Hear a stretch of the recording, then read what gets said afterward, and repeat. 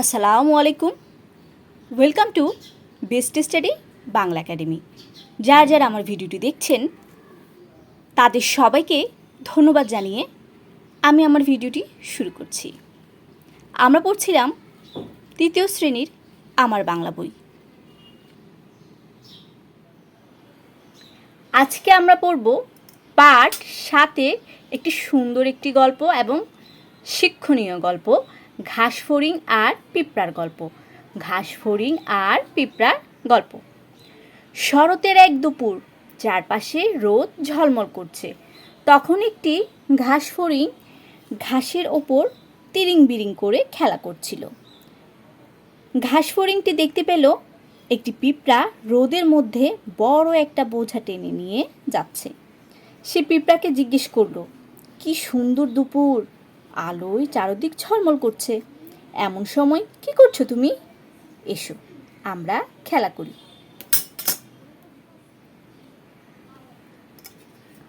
পিঁপড়া বলল, না ভাই, আমার অনেক কাজ। ঘাস ফড়িং বলল, কি কাজ তোমার?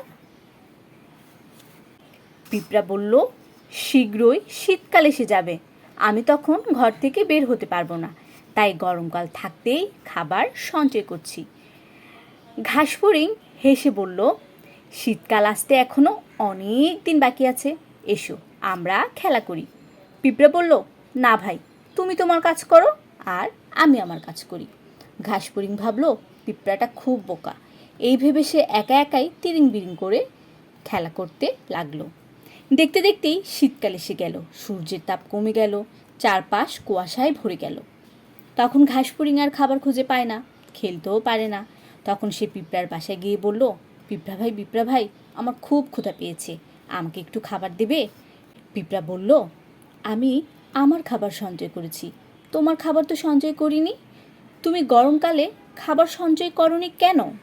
ঘাস ফড়িং বলল, আমি তো তখন খেলা করেছি আর গান গেয়ে বেরিয়েছি। পিঁপড়া বলল, এখন তবে নেচে বেড়াও, সময়ের কাজ সময়ে না করলে কষ্ট তো তোমাকে পেতেই হবে। তো বন্ধুরা, এই গল্পটা দ্বারা আমরা কি বুঝলাম? কেউ কি বলতে পারবে? বুঝলে কিন্তু আমাকে কমেন্ট করে অবশ্যই জানাও।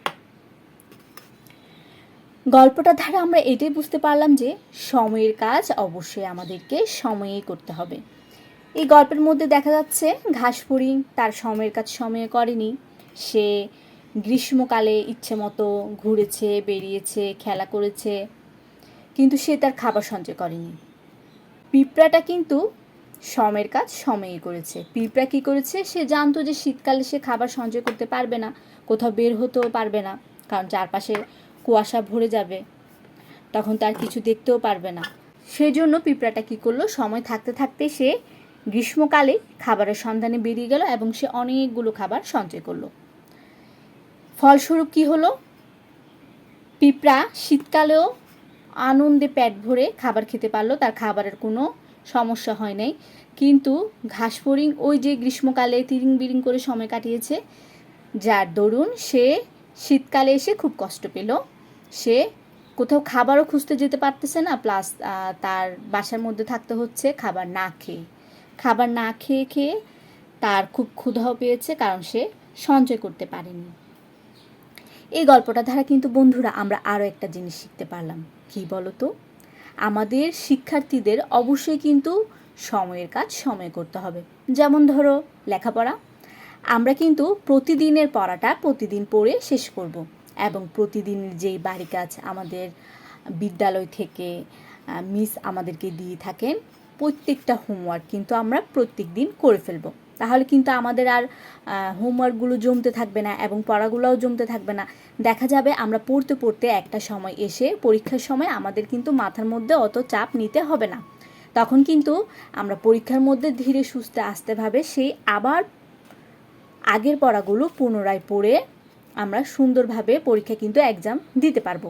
কিন্তু আমরা যদি না পড়ি, আমরা যদি ভাবি আচ্ছা এক্সামের তো এখনও অনেক দেরি আছে, অনেক দেরি হবে এক্সাম আসতে, আরও 2 মাস 3 মাস বা 1 মাস, আমি আরও 1 মাস পরে পড়বো, সমস্যা কি, আমি এখন একটু খেলাধুলা করি বা আমি এখন একটু কার্টুন দেখি, অনেকে এরকম করে না। কিন্তু এরকম করাটা মোটেই উচিত না। আমাদেরকে কি করতে হবে? প্রতিদিনের পড়া প্রতিদিন পড়ে শেষ করতে হবে।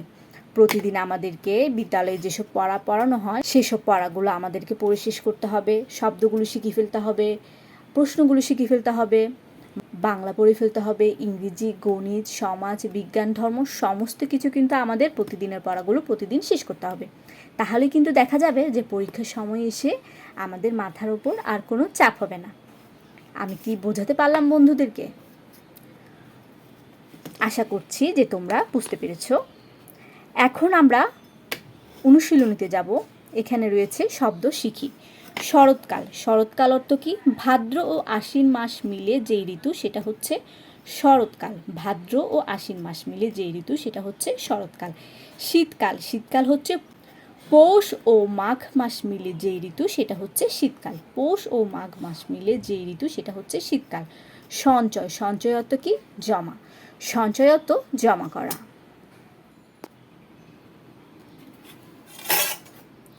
যুক্ত বর্ণ ভেঙে লিখি ও একটি করে নতুন শব্দ বানাই। এখানে রয়েছে কি? জিজ্ঞাসা।